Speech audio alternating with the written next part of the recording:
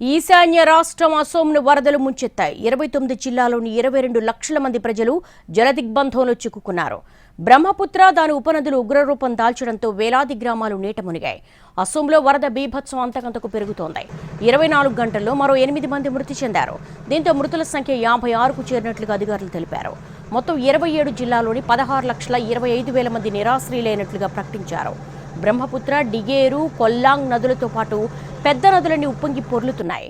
వరద ఉధృతిలో ఊళ్లకు ఊళ్లే మునిగిపోయాయి. రోడ్లు తెగిపోయి రవాణాకు తీవ్ర అంతరాయం ఏర్పడింది. జనజీవనం పూర్తిగా స్తంభించింది. ప్రస్తుతం 2,800 గ్రామాలు వరద గుప్పెట్లో చిక్కుకున్నాయి.